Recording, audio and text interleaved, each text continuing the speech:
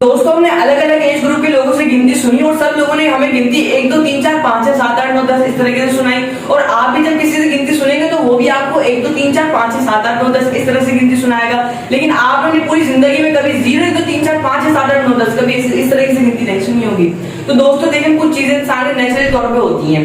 अब मैं आपको एक स्विच बोलूं, आपको जितनी भी अंग्रेजी आती हो आप व्हाट द हेल या गो टू हेल या ओ शिट नहीं बोलेंगे, आपके नेचुरल तौर पे आप चीखेंगे चिल्लाएंगे आप कुछ भी करेंगे।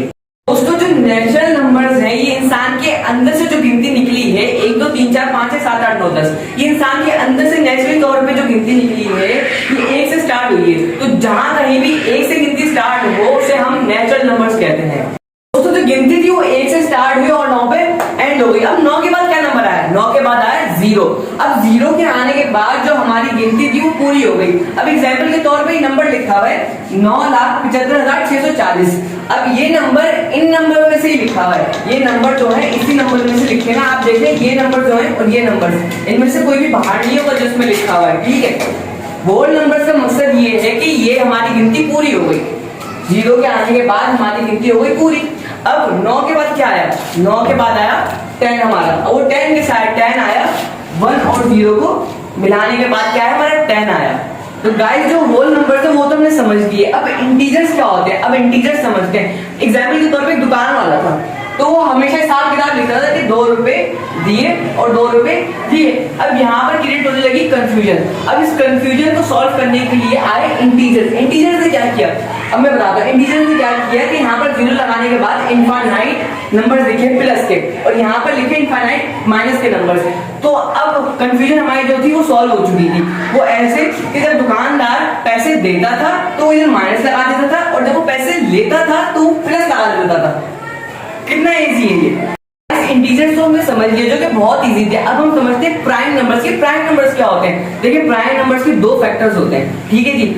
और वो फैक्टर्स क्या होते हैं? पहला फैक्टर कि वो 1 से कटेगा और अपने नंबर से कटेगा, मतलब वो खुद एक नंबर से कटेगा और खुद एक अपने नंबर से कटेगा। तो ये 2 फैक्टर्स प्राइम नंबर से क्या थे? 2 फैक्टर, ठीक है जी। अब ये बस इतना आसान है कि जो नंबर खुद 1 से कटे और अपने नंबर से कटे वो कहलाएगा हमारा प्राइम नंबर। कितना इजी था ये। तो हमने प्राइम नंबर्स तो समझ लिए कि जिसके 2 फैक्टर हो उसे हम प्राइम नंबर्स कहेंगे। अब आते हैं कंपोजिट नंबर पे। अब कंपोजिट नंबर इसके का ही उलट है। वो कहता है कि हमें 2 से ज्यादा फैक्टर्स चाहिए, ठीक है जी। अब इसमें हमें 2 फैक्टर्स चाहिए थे कि वो 1 से कटे और खुद एक अपने नंबर से कटे।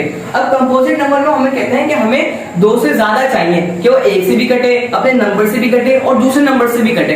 अब एग्जाम्पल के तौर पर मैं ले लेता हूँ 8, ठीक है जी। अब 8 जो है हमारा 1 से भी कटेगा, 4 से भी कटेगा, 2 से भी कटेगा और अपने नंबर से तो वैसे ही उसमें कटना ही है।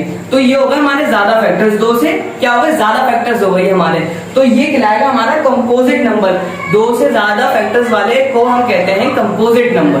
तो दोस्तों ये थी आज की वीडियो जिसमें मैंने आपको natural numbers, whole numbers, integers, prime numbers और कंपोजिट नंबर्स ये सब बताएं। तो आई होप आपको वीडियो पसंद आई होगी। अगर पसंद आए तो वीडियो को लाइक कर दिएगा, शेयर कर दिएगा और सब्सक्राइब तो चैनल को आप कर ही देते हैं और बेल आइकन को दबा दिएगा। मैं मिलता हूँ सबसे नेक्स्ट वीडियो में, तब तक के लिए अल्लाह हाफिज।